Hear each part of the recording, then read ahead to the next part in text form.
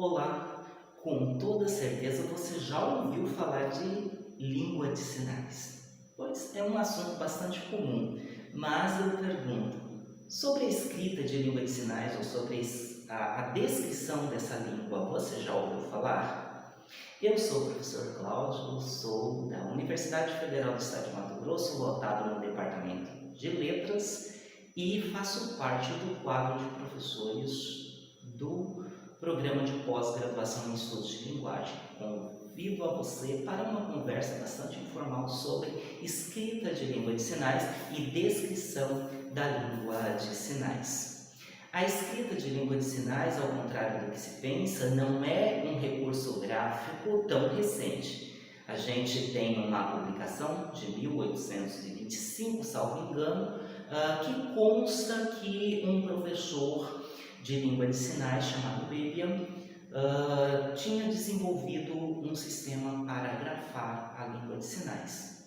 No Brasil, nós temos atualmente circulando 4 sistemas de escrita de sinais, sendo que um deles foi de minha proposição. Esse sistema de escrita, a visografia, ela tem 2 princípios que vieram de 2 outros sistemas de escrita. Do Simon Freire, o princípio da visualidade, e da ELIS, escrita das línguas de sinais, sistema de escrita proposto pela professora Maria Ângela Estelita Barros, da UFG, nós absorvemos o princípio alfabético, né? A relação entre grafema e fonema. Lembrando, grafema, o símbolo gráfico que representa o fonema, a menor parte da língua. Então, a partir daí, nós desenvolvemos um sistema, embora pessoas que leem e comentam o meu trabalho vão dizer que a visografia não tem símbolos próprios, isso é uma inverdade, porque nós partimos da adaptação de símbolos de outras escritas, mas nós criamos a partir de então vários símbolos e os que foram tomados de empréstimo, eles servem a um mecanismo próprio, a uma estrutura própria desse sistema de escrita, certo? Então, na escrita de língua de sinais e visografia, nós vamos escrever o sinal, que é o item lexical, que é a palavra da língua de sinais, parte por parte. Para exemplificar o que eu disse sobre a escrita de sinais, que nós escrevemos o sinal, que é o item lexical, que é a palavra da língua de sinais, parte a parte, eu vou escrever esse sinal, que o significado dele é dia. Tá? Então, nós temos como princípio na visografia, ou seja, uma regra dela, que em sinais que a mão é ancorada, ou seja, a mão toca o corpo, nós escrevemos primeiramente o local. Essa é uma regra do sistema. Depois a gente escreve a mão e depois a gente escreve o movimento do sinal. Mas nenhuma dessas partes, nenhum desses parâmetros, eles são escritos no todo, vocês verão isso. Então vamos ao exemplo. Bom, esse sinal, dia, a mão ela vai ser ancorada ou na lateral da testa, como eu sinalizo, a forma como eu aprendi, ou ele pode ser sinalizado também partindo da testa, certo? Então vamos lá. O círculo, ele representa graficamente a cabeça.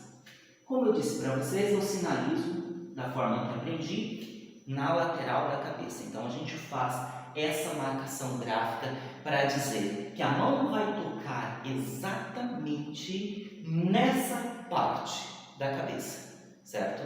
E para compor então o restante disso, que a gente chama de locação, então a gente escreve um asterisco para informar ao leitor que a mão vai tocar, ou uma parte específica da mão vai fazer contato, vai tocar esse ponto de articulação.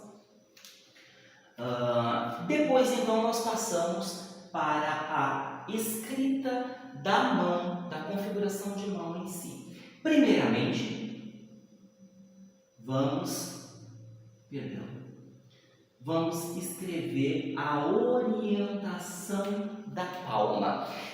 Este fonema, esse aspecto visual que constitui o nosso sinal, ele é muito importante e ele dá base para que a gente escreva os dedos. Então, recomenda-se quando for escrever a configuração de mão, o primeiro item, o primeiro fonema a ser escrito seja a orientação de palma. Em seguida, então, a gente começa a escrever os dedos. Tá? Esse dedo indicador não é o primeiro a ser escrito quando a gente escreve a configuração de mão, porém, em alguns sinais, como ancoragem no corpo, é importante para a gente deixar a escrita mais harmônica, que a gente escreva, no caso desse sinal, que o dedo toca o ponto de articulação, que a gente escreva então esse dedo. Mas a regra da escrita diz que o primeiro dedo a ser escrito é o polegar. Então, o polegar ele tem essa configuração curva e aberta. O dedo indicador já está escrito porque ele faz o contato com o ponto de articulação e então a gente escreve o dedo médio que tem essa configuração curva. A gente coloca um pontinho em cima dessa configuração para indicar que a ponta dos dedos se tocam, certo? Se eu não escrever nesse sistema de grafia, se eu não escrever esse ponto, então eu terei que ler a configuração de mão com os dedos abertos e não fechados, como eu preciso para esse sinal. E aí eu escrevo o dedo anelar e escrevo o dedo auricular. Por último, o movimento do sinal, certo? Bom, eu disse para vocês que nessa escrita a gente tenta olhar o item lexical do sinal, a palavra da língua de sinais, e tenta compreender as mínimas partes dele. Nesse sinal aqui, eu tenho não um único movimento, mas dois movimentos específicos. Eu tenho um movimento de pronação do braço, e como a mão ancora no corpo e faz uma trajetória para frente, eu tenho então o primeiro movimento principal, a pronação do braço, e depois o movimento direcional do braço para frente, certo? Então são dois movimentos específicos e eu preciso separar isso. Então eu utilizo dois visografemas para escrever o movimento, sendo que um deles, o movimento secundário, que nesse caso é o movimento direcional para frente, será sobrescrito dessa forma. Então, o movimento de pronação do braço, tá? O símbolo é esse, o símbolo que é próprio da nossa escrita, foi criado para a nossa escrita, tá? E agora então entra o segundo movimento, que é sobrescrito. Ou seja, ele vai ser escrito acima da linha de escritura e menorzinho, certo? Em relação ao visografema, que é a nossa letra na escrita de sinais, que indica o movimento principal. Então, aqui a gente tem o nosso sinal dia escrito. Tá? Uma característica importante, já peguei trabalho citando a minha tese de doutorado, dizendo que a escrita visografia não grafa as expressões não manuais da língua de sinais. Isso é uma mentira, né? Nós temos um conjunto de diacríticos específicos para grafar as expressões faciais. Por exemplo, aqui eu poderia quebrar um pouco a formalidade desse sinal escrevendo um sorriso, certo? Então, quebraria um pouco a formalidade do sinal e aqui eu teria então escrito uma expressão não manual, uma expressão facial, certo? Então, é um conjunto de diacríticos que permite sim a visografia a grafar as expressões não manuais. Eu disse para vocês no início dessa nossa conversa que falaria também um pouco de descrição dos sinais da língua de sinais. Uma coisa é a escrita.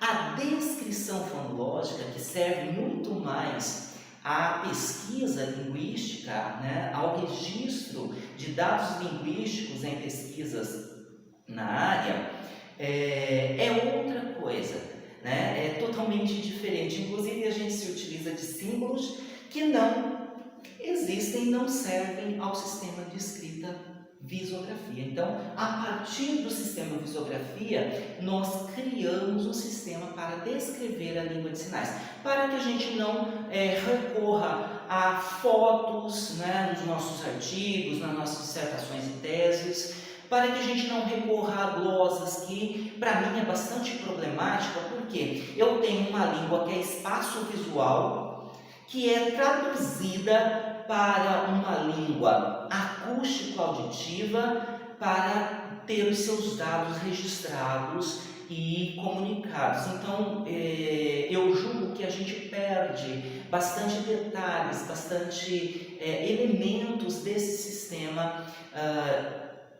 visoespacial traduzido para um sistema gráfico que registra uma língua acústica auditiva.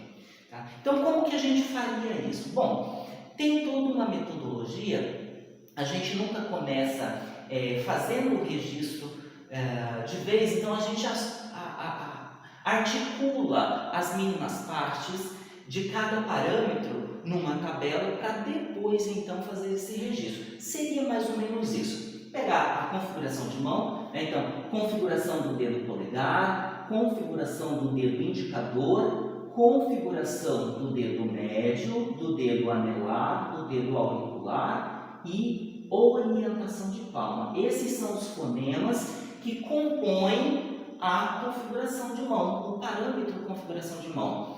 A alocação. Então, a minha alocação nesse sinal, ela é dividida no ponto de articulação lateral da cabeça, que é a parte específica do corpo, que a mão é ancorada. Temos sinais que essas mãos serão posicionadas no espaço neutro, certo? Então, o ponto de articulação é o espaço neutro. E, nesse caso aqui, eu tenho a ponta do dedo como ponto de contato. Então, a soma de um ponto de articulação mais um ponto de contato me dá a alocação do sinal. Então, PA, ponto de articulação, mais PC, ponto de contato, é igual a alocação. E, por último, então, eu tenho o parâmetro movimento, que é pronação do braço e movimento direcional do braço para a frente. A partir daqui, eu posso fazer o registro. Nós recomendamos que, se eu for lidar apenas com o parâmetro configuração de mão, ou em específicos a orientação de palma, ou as configurações de dedo, ou a alocação, ou o movimento, que seja feito dessa forma: barra, apóstrofo, porque eu tenho 3 configurações de dedo que são iguais. Eu não preciso repetir, escrevê-las na descrição, certo? Então, eu vou omitir as que estão semelhantes. Vou grafar apenas as disjuntivas, que é o polegar, que são, né, o polegar curvo, o indicador estendido e o médio curvo. Dessa forma. Então, o apóstrofo vai indicar sempre que eu tenho elementos omitidos, polegar curvo, indicador, demais dedos sempre, lembrando, na grafia, o visografema é sempre maior que a configuração do dedo polegar. E médio curvo. Né? Esse médio vai representar também, né, vai me dizer que o anelar ou anular e o auricular, eles estão semelhantes aí. E orientação de palma. E aí eu fecho essa barra. Se eu quero me utilizar apenas das configurações de dedo, na minha pesquisa, eu vou comunicar o resultado disso, eu vou utilizar no meu artigo, na minha dissertação, na minha tese, apenas as configurações de dedo desse sinal, porque eu estou fazendo um estudo sobre configurações de dedo, né? Então, o registro é dessa forma. Mas eu posso também utilizar no meu estudo apenas a orientação de palma desse sinal. A questão da locação vai funcionar da mesma forma, né? Então, eu posso tomar a locação como um todo para o meu estudo, que seria ponto de articulação lateral da cabeça e ponto de contato, ponta de dedo, ou eu posso tomar esses dois elementos isoladamente, ponto de articulação lateral da cabeça e ponta de dedo como ponto de contato, né? E o movimento da mesma forma. Então eu abro barra, desculpa o espaço está reduzido aqui, né? E movimento direcional para frente e fecho a barra. Ou eu posso tomar, vou escrever aqui embaixo, isoladamente, né, a pronação do braço para o meu estudo, né, ou o movimento direcional para frente. Certo? Isso aqui a gente recomenda para o registro de dados e apresentação, comunicação de resultados, de análises, quando eu fico no campo da fonologia, da fonética e da fonologia. Então, eu posso, como eu já disse, utilizar o parâmetro como um todo, como eu posso tomar parte deles para o meu estudo. Então, a forma que nós recomendamos para que haja o registro, a descrição disso, seja em barra. Quando eu parto para o campo morfológico sintático, nós recomendamos que o registro, que a descrição seja feita entre colchetes. Isso exatamente para diferenciar o nível do estudo. Então, eu tenho a questão do apóstrofo da mesma forma, porque a minha configuração de mão se utiliza de configurações de dedo que se repetem, né, que são semelhantes. Então, eu vou grafar, eu vou registrar apenas as disjuntivas, aquelas que são semelhantes, aquelas que são iguais, eu grafo apenas uma e omito ela. Lembrando que a ordem é sempre do polegar para o mínimo. Então, eu tenho o polegar, indicador e médio. O auricular e o anular e o auricular são iguais em configuração ao médio, né? São curvas, então eu não preciso grafá-las, né? Subentende-se que apenas o médio aqui grafado já indica que o anular e o auricular estão semelhantes ali. Na sequência, então, orientação de palma, ponto de articulação, ponto de contato, movimento de pronação do braço, movimento para frente, e aí a gente fecha o colchete e nós temos então o sinal descrito. Isso aqui serviria a um estudo morfológico, morfossintático da língua de sinais. Eu espero que vocês tenham gostado dessa nossa conversa. Tanto o sistema de visografia, de escrita de língua de sinais de visografia, quanto o sistema de descrição da língua de sinais foram e estão sendo testados, experimentados e aprimorados por meio de pesquisas acadêmicas. Tem pesquisas de doutorado, de mestrado, aí que estão validando esses dados que eu apresentei nessa conversa, e eu espero que vocês possam gostar dessa nossa conversa e também desses sistemas de escrita e descrição, e nos colocamos à disposição de vocês. Perguntas, dúvidas, críticas, sempre construtivas e em tom educado, são sempre muito bem-vindas. Podem deixar nos comentários. Até o nosso próximo vídeo, até a nossa próxima conversa.